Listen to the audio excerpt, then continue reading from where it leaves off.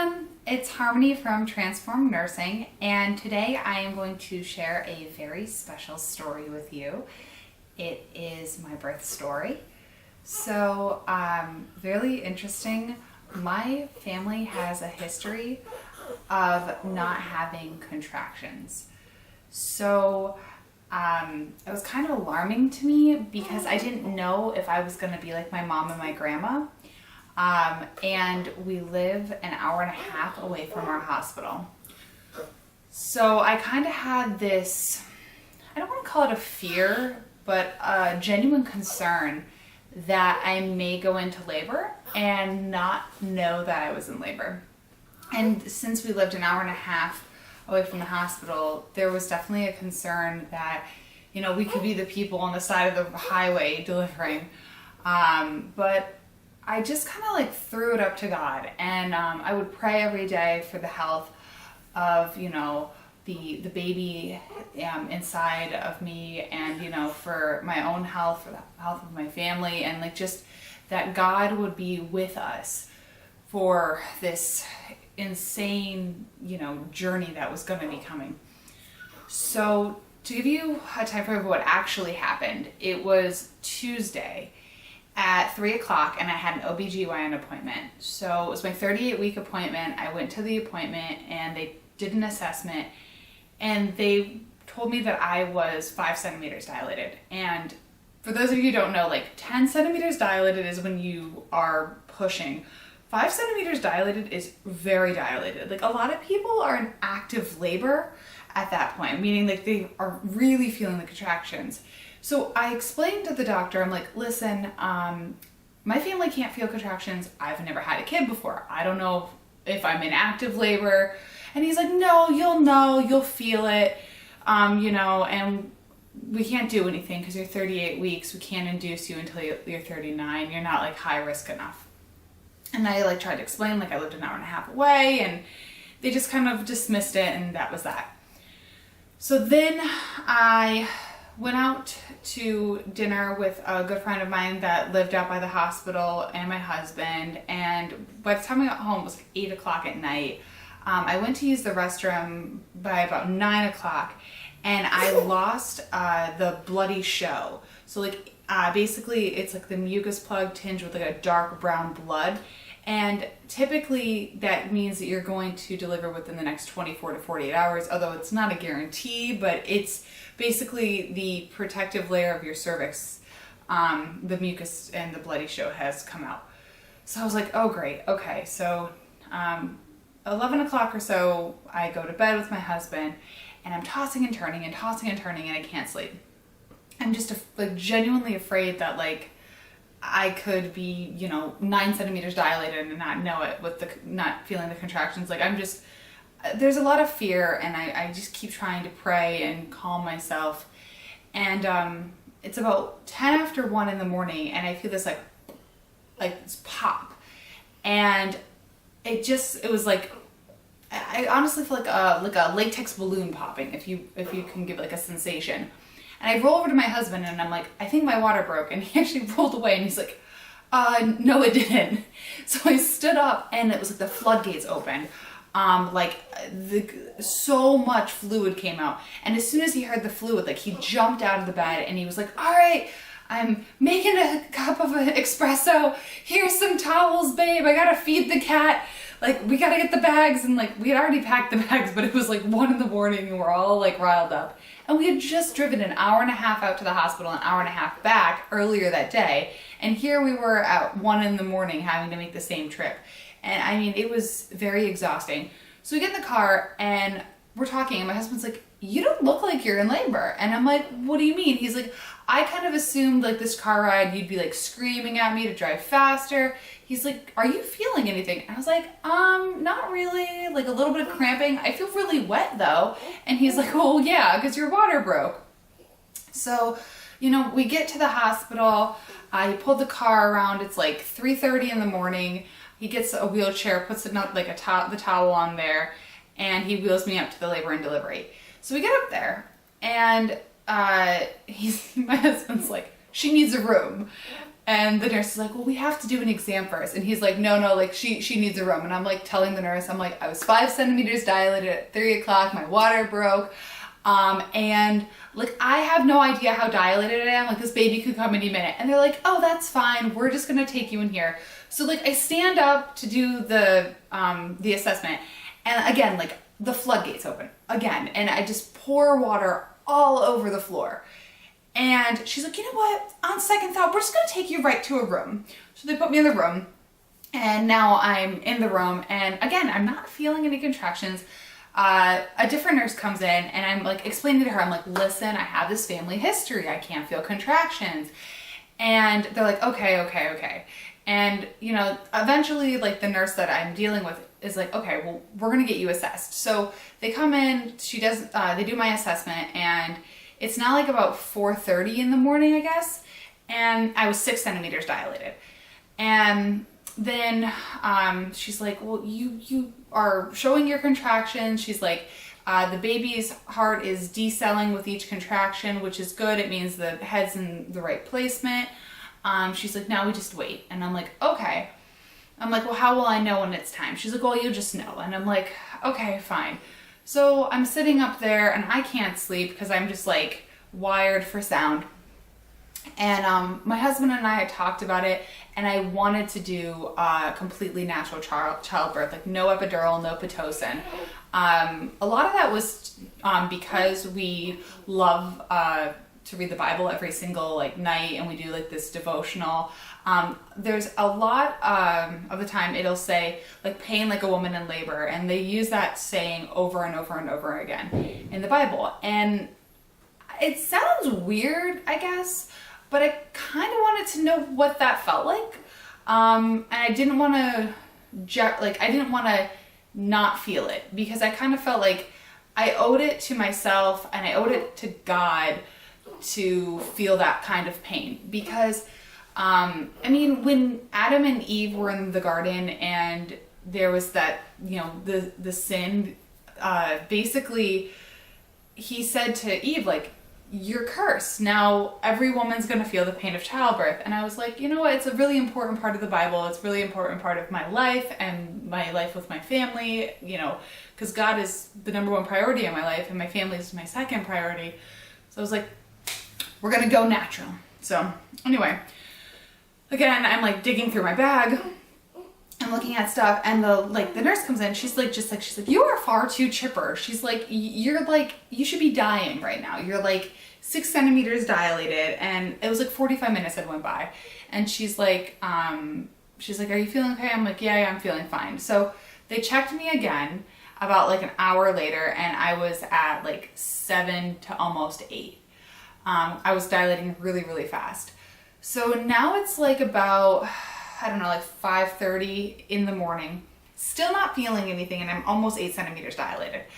And like my husband, he's trying to sleep. I just can't, so I'm just kind of sitting there. I was like going through my bag. I had like the 2 outfits, a little purple outfit and the little dinosaur outfit, because we didn't know if it was a boy or a girl, so we were prepared, and I was just like making sure everything was there and I didn't forget anything. And then it was about like 7:30 in the morning, and I started to feel like really just crampy. I can't describe it other than that. Like, it was just kind of like really mild period cramps.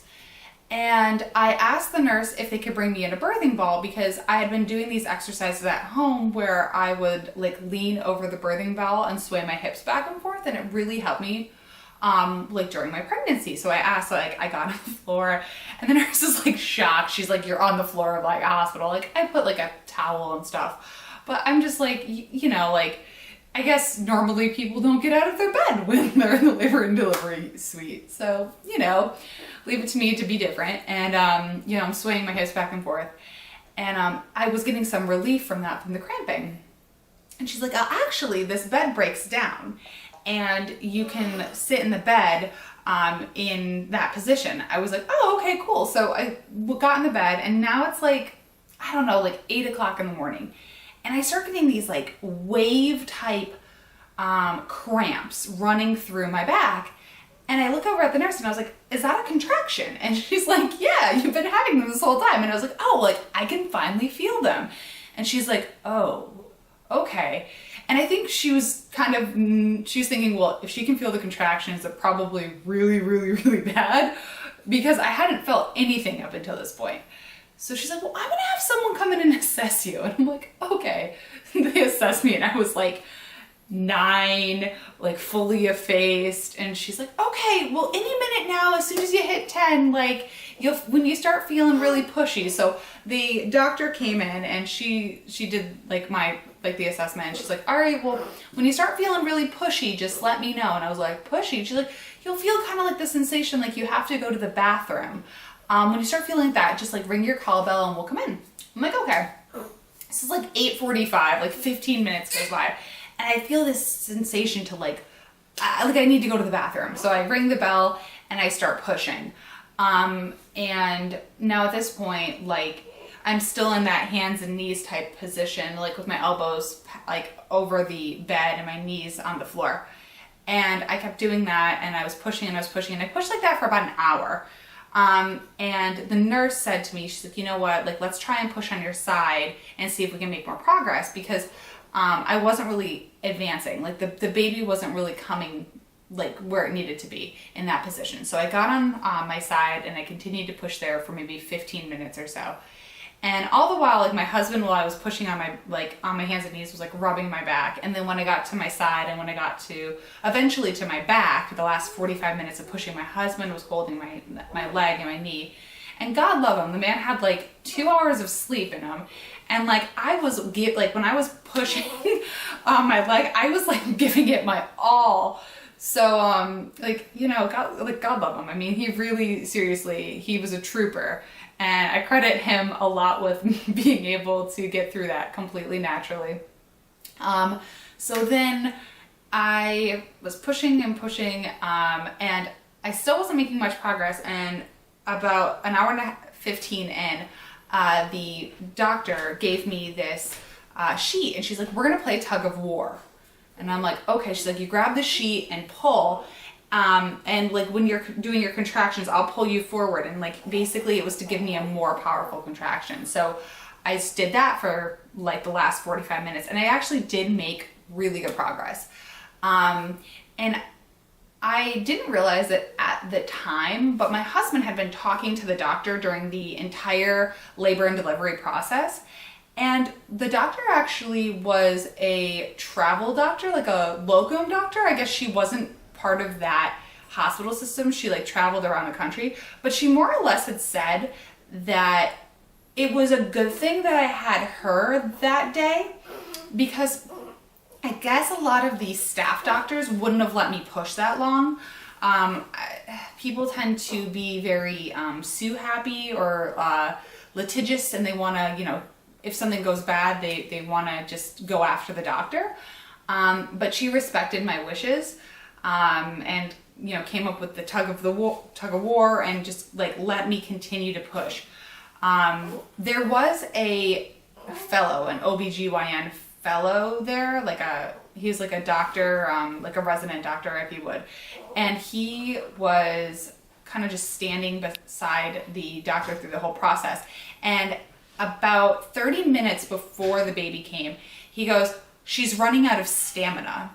And like I heard that and I got so like heated and angry, and I just like I don't even know, like inspired to be like, I'm going to show you running out of stamina. I'm going to deliver this baby, and it is going to it's going to blow your mind, because I'm going to do it completely naturally.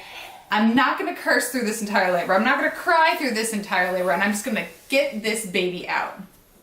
So the baby did come out, and everything was good.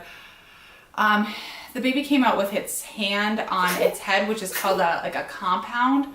So basically what that means is, instead of having to push up just the head, I had to push up the head and the little hand. So I did sustain tearing. I had between a stage 1 and a stage 2 tear towards the back side, and I had a stage 1 tear at the front side.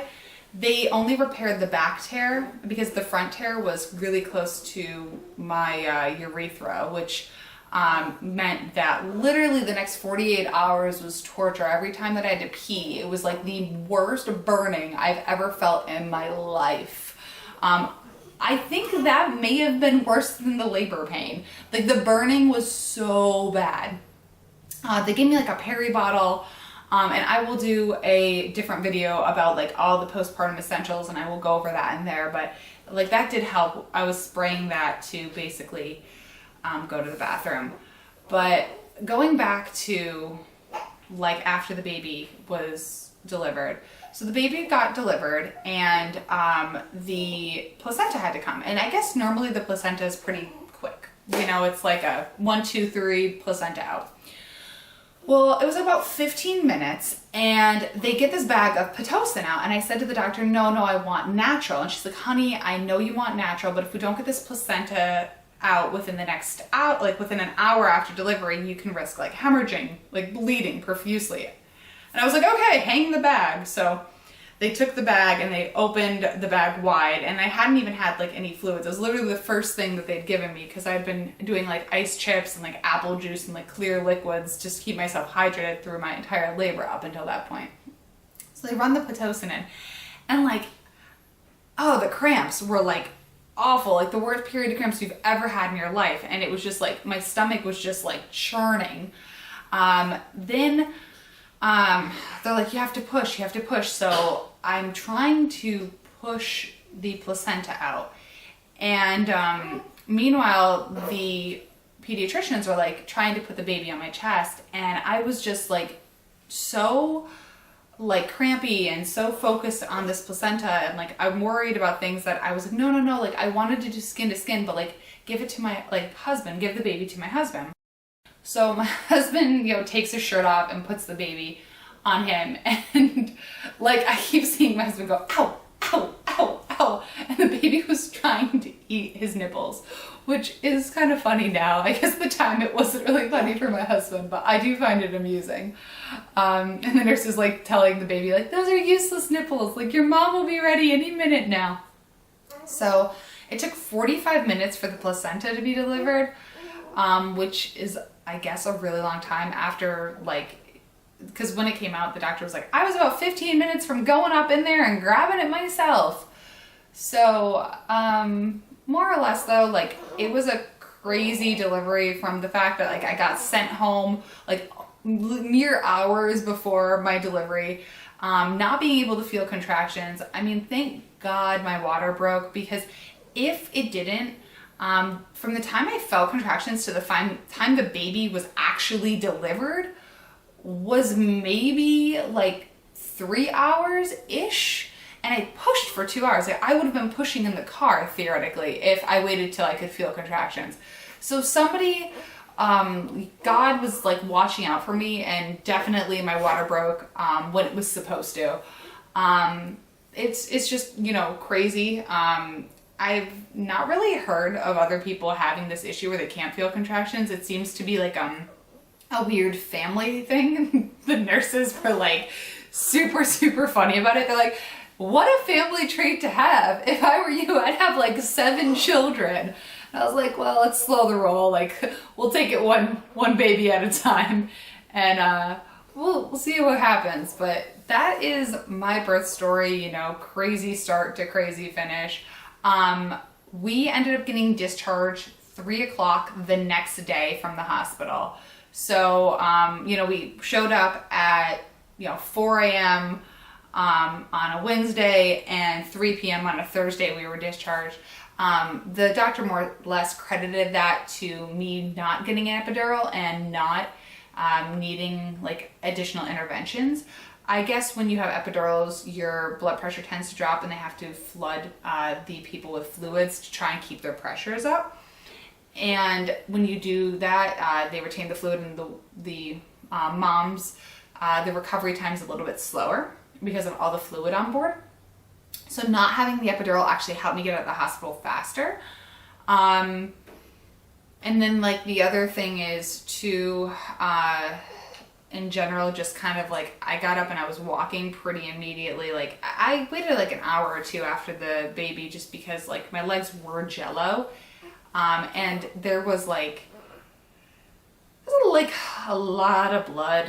They don't really, I don't know, they don't do it justice in the television shows because like literally I felt like it was like a murder scene.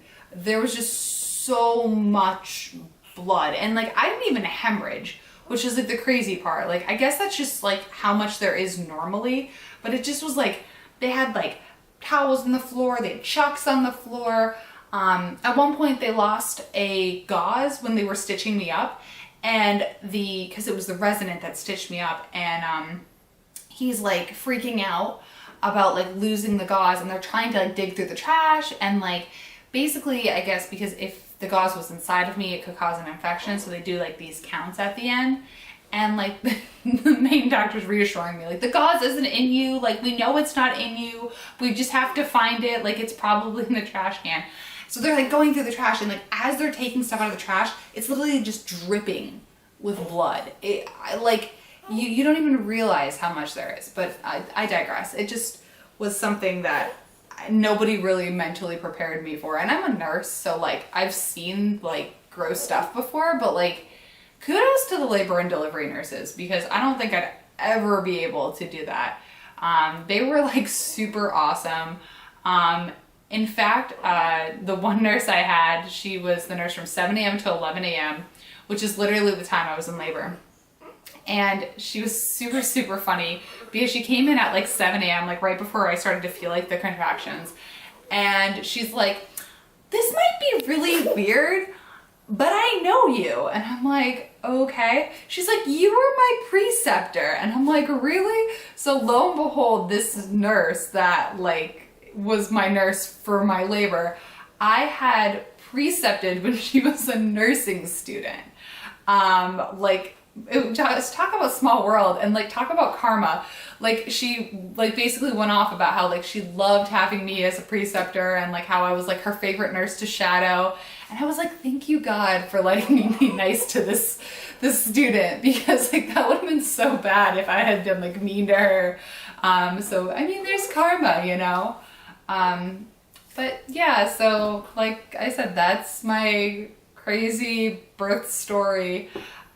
From not feeling contractions to having like a crazy long time to get the placenta out. So thank you so much for watching, and definitely comment below. Tell me about the crazy things that happened in your birth story, and I hope you have a really, really great day. Don't forget to like this video and subscribe to Transform Nursing. Bye!